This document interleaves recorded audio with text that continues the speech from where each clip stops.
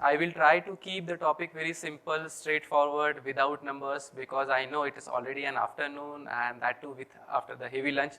So let us go ahead and look at the heading, which is optimizing team productivity through cross-functional collaboration and team investment.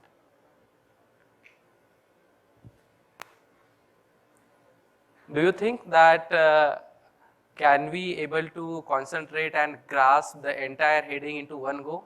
It's difficult. In fact, I had to read it twice in order to comprehend it properly, like optimizing team productivity, cross-functional collaboration, and team investment. These are the topics which are there, interrelated. However, when you try to simplify them, then and only then you can look at what exactly can be done in order to improve the productivity. So let's start. Yeah. So here I am representing Henkel, and brief about Henkel is present in A, B and L, which is adhesive technologies, beauty care and laundry care business all over the world. Henkel has like various brands like Schwarzkopf in beauty care, 𝗕𝗂𝗵𝗺, Pril dishwash bar, as well as in adhesives, Bondrite, Loctite kind of products. Yeah, so these are the figures, pan globe basis. Yeah, some of our brands. Okay. It's related to the topic of collaboration, so I will stress upon this slide of Henkel. What guides us a strong global team, which is diversity. 38% of our managers are women. We are an attractive employer, we have a strong company culture, and we believe in smart work. Yeah. So let's break the agenda into team productivity, cross-functional collaboration, and team investment. Team, okay. The first picture tells us the story, okay. Are they in sync? What do you think that, are their aims different or the ego clash? Why are they sailing in different directions? Believe me, as employee, we always feel that, okay, there must be an ego clash, but it's not the case. Many a times, organizations or even leaders fail to give a common, clear goal to their employees. And people, especially from different backgrounds, different functions, have their own KRAs, own KPIs to follow. And when they have their own KRAs, KPIs follows, many global companies have like local to regional to global structure. The local person represents to their regional governing body, the regional governing body reports to their global governing body. However, when there is a project which is to be carried out at a local level, there must be a cross collaboration with their interest not matching or not in sync. So that becomes a question. And what are the common traits of a bad team? Like poor communication, disengagement, no accountability, lack of transparency, excessive meetings, and favoring one over another. I can go on and on and on when we talk about a bad team structure. Similarly, for let's say a good team, there is clear and common goal, there is strong leadership or strong binding amongst the team, there is helping nature, open communication, constructive conflict management, because when there are group of people who are working together, there ought to be some kind of conflict, but it is way more important that how are you managing the conflict and contribute to the company success. Productivity, simple agenda, productivity formula. What is the productivity formula? It's output upon input. So basically, how much input you are giving to get that particular output, okay? And how are you managing it productively? So focus on one task at a time. Many a times people feel that, okay, I am a multitasker, but while doing a multitasking, are you really focusing on an important task? Are you able to prioritize on your task? That's more important. Take regular breaks. Focus on your biggest task at first. Set small objective. Time block your schedule. Make meetings more productive and limit interruptions. Okay. Now, it will look to you more towards an HR side, but is HR helping you as a procurement professional or as a supply chain professional in driving your projects? No, it is you who are driving your projects. So it is you who need to manage all these things in a productive way and a productive output.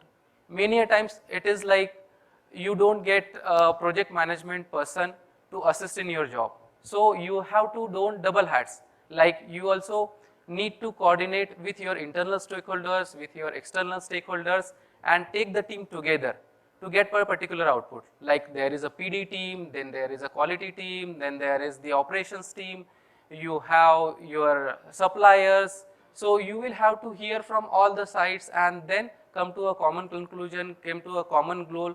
You have to re-emphasize on what exactly you wanted to do over here in the project, what are the final aim of it, where are we. You need to cross check all that so that you have a productive outcome as well as informed team.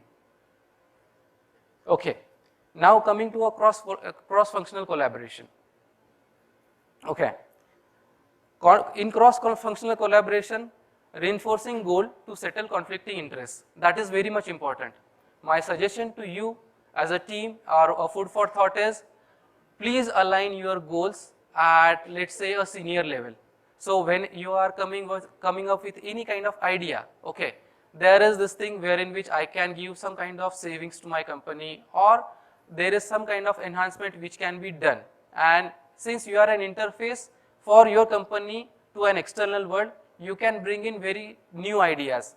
Some ideas will work, some ideas will not work. However, people in different functions will have their own reservations. What if the product fail? What if the idea don't work? Will it hamper my KRAs or my KPIs? And why should I do an extra job? There will be n number of questions to the team or to the peers which are working in cross-collaborative teams. And if you are determined enough in your goal or what you want to achieve, I will suggest go to the senior management, present your thought, give a concurrence with them, and then start forming a team. So that then the alignment is there from your senior management that, okay, this is the project, and for this particular project, we need a relative team who can support from all the functions, be it a new product development, be it a strategic decision on changing the product or a product life cycle change, any of that matter. So documents and track the accountability, encourage communications, standardize platform to use and prevent disjointed efforts, prioritize information, pick the right members, have a plan, incentivize performance. When I say incentivize performance, even a good team lunch, good team dinner can help you a lot. Select the right tech. Okay, there are many project management tools which are available in the market. You can create a Teams network. You can take help of the SharePoint, wherein which you are storing the informations, all the data put together, who is doing what are the bottlenecks, who is responsible for solving that particular bottleneck. So like that, you can keep on adding the information, you can keep the track, as well as please ensure that you are not overwhelming the people with lot more information, because then people get lost. Okay. Going to the next slide, which is team investment. Ultimately, it is the team who is doing the job at the ground. Okay. So it is very more important as a mid management or a senior management to understand their drives and motivations. Okay. It is very much important to have a team which is motivated enough to do their job. If it is not, no matter how the clear goals you have, if the team is not motivated, you are not going to get the results. So it is very much important that you understand their drives and motivation and keep them motivated. Show the faith in their abilities.